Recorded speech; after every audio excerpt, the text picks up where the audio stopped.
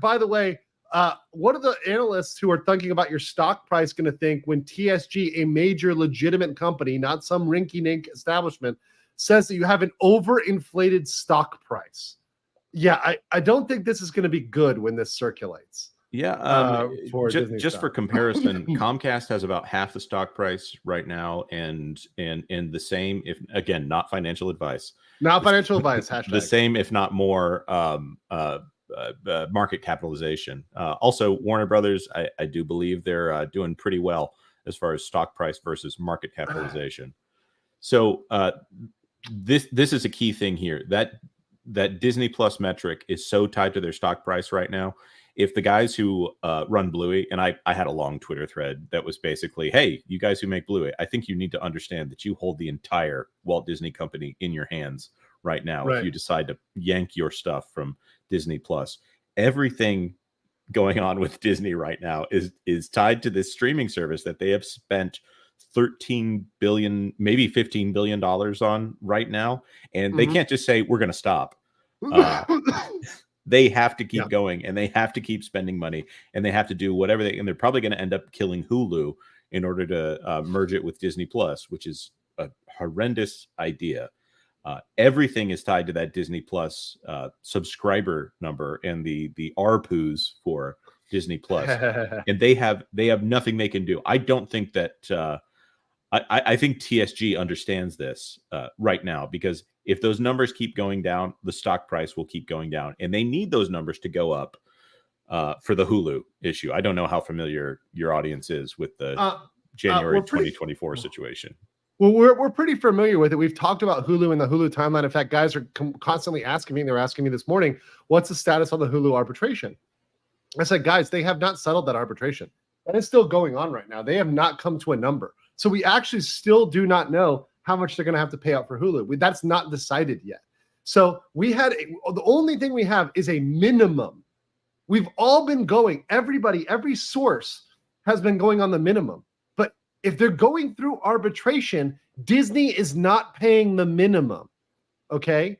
They're not going to arbitrate and come out to the minimum. They're going to come out to some number above the minimum. It might be just slightly above the minimum, but it's not going to be the minimum. I think it's going to be a larger amount they're going to have to pay out than the contractual minimum. And we talked about the kitchen sink there on the call, all of the funding sources that they were talking about. And then they also addressed shareholder equity that they would have to hand over. There's a pretty good indication that this could be $23 billion. Could be. Yeah. And they're going to devalue their stock through further issuances of debt, right? So they're going to further leverage themselves. So, I mean, and this is on top of the arbitration about Disney intentionally not growing Hulu in order to screw over Comcast, so they didn't have to pay Comcast additional funds. They're so lucky it's arbitration instead of court. I mean, you would know better than I would. They're lucky. From my perspective, arbitration is much cheaper than court, and they're very lucky in that. And also, it's not public, so a lot of arbitration is completely private, so they can keep that off the books. Disney, for example, in this case, the one we're talking about right now, this will never go to trial, because if this did, all of those records on their financing would become public record. Can you imagine the field day that Mexican Iron Man, Valiant, all these guys would have tearing through the public records of their books, auditing them live on a stream? It's like the audit stream. It's like a 24-hour stream where they're just going through auditing their books live. Oh, that'd be amazing.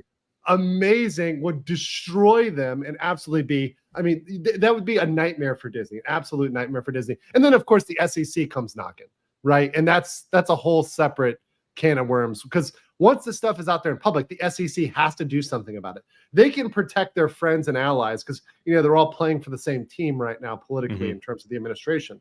But when it's out there in public, they actually have to address it because, well, it's out there in public, right? So now they've got to go do it to save face.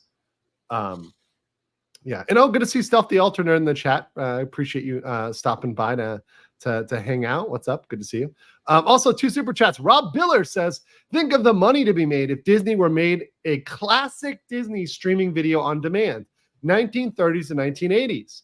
I think it would be the biggest streamer in a matter of months. What do you think about that? If they actually put all of their classic content on there, I think they'd have something. Or if they had a separate streaming service to say, here's all Unedited. here's all your woke garbage after this Unedited, unedited, classic only, and it includes Song of the South. I did it. I said it. I said it. I said it. I said it. Hey, I gotta say, Song of the South is classic Disney. It is not a bad film. In fact, there's a little scene in there where they nothing wrong with it. Yeah. It's everything that you would expect from the Walt Disney Company. And if you say no, reality is not like a Disney film, I think that we all understand that no one needs to put their entire basis of reality on a live action Walt Disney film. Yeah. No, there's a great meme where it's like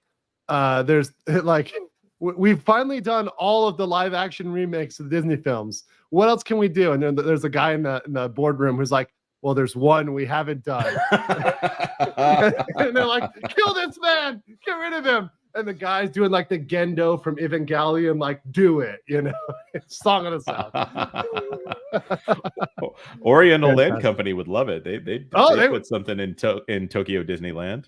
They would have a field day. I would be over there with the Japanese girls in Briar Rabbit cosplay. It would be fantastic. I'll be there in 2 seconds. Rob Biller says, Steamboat Willie to Swiss Family Robinson to something wicked, this comes this way, and everything in between. Yeah, absolutely. The Swiss Family Robinson, so wholesome. I mean, that's like, you think about like those properties versus today and how wholesome they were. It's just not even close. Oh, yeah. The 1960s Parent Trap is a great film. So good. Here's what I love about that. There's a scene where the dad is just on a horse doing blocking, just sitting on a horse for no reason. They would never do this in a modern film because nobody knows how to do it, and they'd be scared of the animals and all this stuff. As opposed to, this is just what I do. Yeah.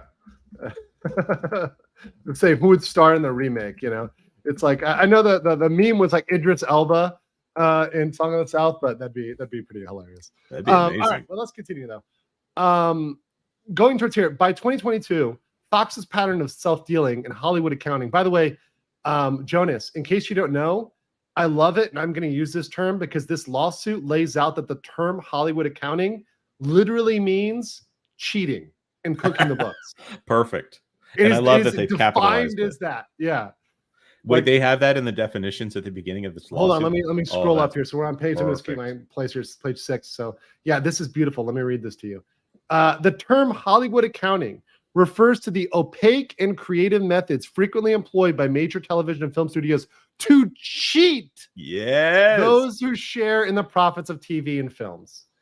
And it goes, this is obviously ubiquitous, but even by those standards, this case stands out. That to me was like, ooh, you got him. That's perfect. I always bring it up. According to Hollywood accounting, Return of the Jedi never made any money. Yes, according to Hollywood accounting. This video has been a clip of a previous live stream, and it's clipped so you can get the information in a shorter, compact package, the information you need. If you want the full video, the whole context, the whole thing, you can check out the full stream. That is in the link below. Check that out, and I will catch you guys later. Peace.